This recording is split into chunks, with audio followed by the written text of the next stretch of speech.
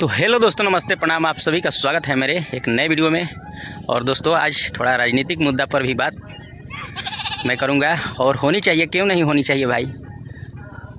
इसलिए होनी चाहिए क्योंकि हर चीज़ राजनीति से ही तय होता है। किसको लगेगा टीका और किसको नहीं टीका लगेगा, ये बचपन में ही जब हम लोग अपने माँ के गर्भ में रहते हैं तभी राजनीतिक मुद्दों से ही तय होता है कि किसको टीका लगेगा और किसको नहीं लगेगा। और जब हम पैदा भी लेते हैं तो उस वक्त भी पोलियो का ड्रॉप पिलाया जाता है, वो भी एक राजनीतिक मुद्दा ही है। राजनीति से ही हर चीज़ डील होता है भाई, हमारे देश में या कोई भी देश में। जब सरकार नहीं चाहेगी तो देश में एक पत्ता भी नहीं हिलता है। तो इसलिए मैं समझता हूँ सभी चीज़, एक टॉफ़ी भी है ना, वो भी राजनीतिक मुद्दा से ही उसका दाम जो रहता है, रेट, तो सब तय होता है। तो मैं राजनीतिक मुद्दा वो समझता हूँ। और आप लोग क्या समझते हैं तो कमेंट करके बताइएगा, अपना सलाह ज़रूर दीजिएगा। यदि वीडियो अच्छा लगे तो लाइक कमेंट ज़रूर कीजिए और हमारे चैनल को आप लोग सपोर्ट कीजिएगा। तो थोड़ा राजनीतिक मुद्दा पर भी बात होनी चाहिए कभी कभी, क्योंकि हमारा ब्लॉगिंग कैटेगरी है। तो मैं थोड़ा राजनीतिक मुद्दा पर बात करना चाहता हूँ, इसलिए क्योंकि अभी हाल फिलहाल में हमारे जो सुप्रीम कोर्ट है उस पर बहुत ट्रेंड कर रहा है एक वीडियो। तो हम लोग देखें न्यूज़, तो बहुत निंदनीय एक घटना है, बहुत निंदा करने वाला घटना है। बताइए, अभी के समय में सुप्रीम कोर्ट का कोई इज्जत नहीं है भाई, कोई इज्जत नहीं है, वो भी हमारे भारत देश में। बताइए, एक हमारे जस्टिस हैं जो सर्वोच्च पद पर हैं, CJI गवई साहब, उनको एक वकील ने जूता फेंक कर मारा है। आप लोगों को दिखाऊंगा, एक थोड़ा कार्टून टाइप पर वो लोग बनाए हैं और उस व्यक्ति का फ़ोटो भी मैं अपने वीडियो में डालूंगा। आप लोग देखिएगा, अभी साइड में देखिएगा, चलेगा वो उसका वीडियो और दिखाई देगा कि कौन व्यक्ति है।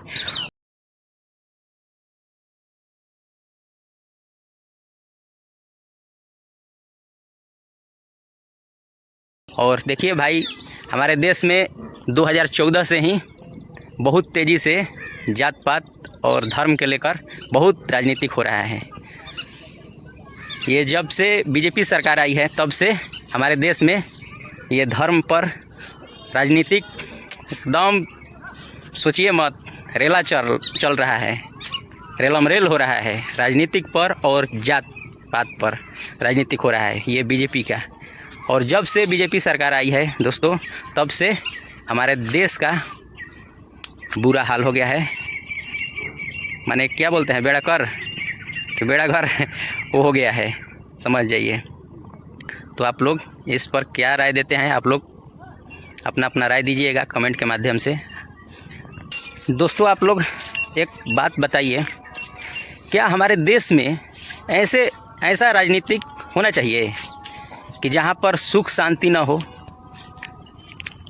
जहाँ पर बेरोजगारी हो, वैसा देश होना चाहिए। जानते हैं हमारे देश में इतना पैसा है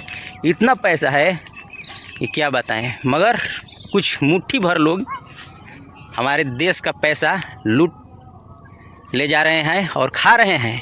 वो अपने आने वाले औलादों के लिए वो पैसा इकट्ठे कर रहे हैं कि हमारी नस्लें 7 पुश्त तक बैठ कर खाएँ। बताइए, इतना ना लूट मचाया हमारे देश में ना कि क्या बताएं। जब से ये मोदी सरकार आई है, और पिछला सरकार भी गलती किया है, वो गलती का सज़ा उनको मिल चुका है और भोग रहे हैं। कांग्रेस सरकार, वो भी इस देश को लूटे हैं भाई। ऐसा बात नहीं है कि नहीं लूटे हैं, मगर इनके जैसा नहीं। और कांग्रेस का विचारधारा कुछ अलग है, उसका विचारधारा बहुत महानतम है। मैं उनका विचारधारा महान मानता हूँ, इसलिए मानता हूँ क्योंकि जब जवाहरलाल नेहरू थे उस वक्त का इतिहास उठाकर आप लोग देखिए, पढ़िए, समझिए कि वो जब प्रधानमंत्री बने थे उस वक्त का काम आप लोग देखिए, इतना ना अच्छा काम हुआ है कि क्या बताएं दोस्तों। सोचिए, यूनिवर्सिटियाँ बनी जो युवाओं के लिए बना, युवा पर उस वक्त का सरकार इतना ना ध्यान देती थी ना कि क्या बताएं। पकड़ पकड़ कर लोग ले जाते थे नौकरी के लिए कि चलिए देश का सेवा कीजिए, आप लोग सरकारी पदों पर बैठिए और देश का सेवा कीजिए। हर क्षेत्र में वो लोग ले जाते थे। और कुछ लोग पढ़े लिखे थे। पहले तो जो निचला तबका था वो उतना पढ़ा लिखा नहीं था भाई, तो लोग बड़े बड़े पदों पर नहीं जाते थे। मगर जो लोग फॉरवर्ड क्लास के लोग थे, जो फॉरवर्ड बोलते हैं, फॉरवर्ड क्लास के फॉरवर्ड वर्ग, तो वो व्यक्ति वो सब उस वक्त पढ़े लिखे थे, क्योंकि वो होशियार थे। उन लोगों के पास बहुत साधन थी, तो वो लोग पढ़े लिखे, उनके माता पिता पढ़ाए लिखाए और वो लोग ऊंचे ऊंचे पदों पर स्थान ग्रहण किए और सरकारी सेवा किए, मगर कुछ अलग ढंग से किए। मगर उसी वक्त से चला आ रहा है ये, क्या बताते हैं, जो पदों में भर्तियां होती हैं जो भी सरकारी संस्थाओं में, तो वो लोग घूस पर भी नौकरी होती थी। उस वक्त घूस लगता था। थोड़ा बहुत पढ़े लिखे हैं तो आपको घूस देकर बस हो जाता था नौकरी। मगर अभी के समय में ऐसा नहीं है। कितना भी पढ़ लो, आपको रोड पर झंडा उठाना पड़ेगा, और नहीं तो सरकार के खिलाफ आंदोलन करना पड़ेगा और लाठियाँ भी खानी पड़ेगी, समझ जाइए। तो उस वक्त जो होता था वैसे घूस पर नौकरी। अब बताइए, उस वक्त जो बड़े बड़े पदों पे थे तो लोग घूस पर नौकरी दिलाते थे। और 50 बरस पहले जो लोग सरकारी पदों पे थे या वो किसी भी सरकारी संस्थानों में थे, तो लोग अपने बाल बच्चों के लिए इतना ना कर गुजरे कि क्या बताएं। सभी सरकारी संस्थानों पर फॉरवर्ड लोग ही कब्जा किए हैं और वो लोग नहीं चाहते हैं कि कोई पिछड़ा तबका उस स्थान पर आए और कुछ नीतियाँ लाएं या कुछ कार्य करे। बड़ा पदों पर भाई वो नहीं चाहते हैं कि वो लोग आएँ और इस पद पर बैठकर काम करें, नहीं देखना चाहते हैं। ठीक वैसे ही हमारे सुप्रीम कोर्ट में भी हुआ है। बताइए, जज को जूता चलाकर मारना थोड़ा सा बात नहीं है। ये निंदा करने वाला घोर निंदनीय बात है भाई।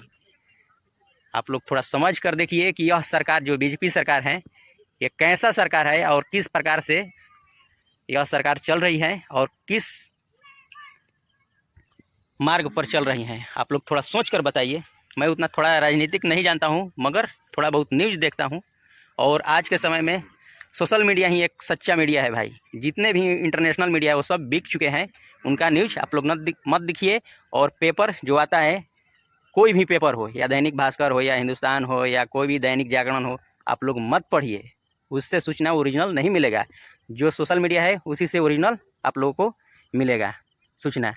तो आप लोग सोशल मीडिया को बढ़ाइए आगे, तभी जाकर हमारा भारत एक महान देश बन सकता है। क्योंकि यह हर वक्त का खबर दिखाता है सोशल मीडिया। चाहे कोई भी भाई का चैनल हो, आप लोग उसको सब्सक्राइब कीजिए और उनको आगे बढ़ाइए। जो बढ़ रहे हैं उनको आगे बढ़ाइए। जिसका बात अच्छा लग रहा है उनको बढ़ाने का आप लोग काम कीजिए। और हमारे देश में कैसे राजनीतिक होना चाहिए, आप लोग पढ़े लिखे हैं तो आप लोग सोच सकते हैं। यह देश सभी नागरिकों का है देश। हम भारत के लोग, इसमें कोई जात पात इस शब्द में नहीं है। जो भारत का जो संविधान है, उस संविधान के फर्स्ट पेज में पहला लाइन है, हम भारत के लोग। इसमें कोई जात पात कोई धर्म लिखा नहीं गया है। तो हम भारत के लोग, यानी कि हम सभी लोग एक समान हैं, एक बराबर हैं। तो इस नज़रिए से आप लोग सभी लोग नागरिकों को भी कह देते हैं, ये जो सरकार आई है, जितने भी राजनीतिक दल हैं, वो एक दूसरे में लड़ाने की साजिश रचेगा, जो ऊंचे पद पर बैठेगा। जैसे अभी बीजेपी का सरकार है तो वो लड़ा रही है एक दूसरे में, मगर जनता उतना मूर्ख नहीं है। आप लोग मूर्ख मत बनिए और इस सरकार को हराने का काम आप लोग कीजिए। और हिंदुस्तान के गली गली में शोर है, नरेंद्र मोदी एक नंबर का चोर है। आप लोग ये नारा लगाइए। और निकलो बंद मकानों से, जंग लड़ो बेईमानों से, यही नारा होना चाहिए। जो पहले का नारा है वो अमर रहेगा, अमर था और अमर रहेगा, आने वाले वक्त में भी अमर रहेगा।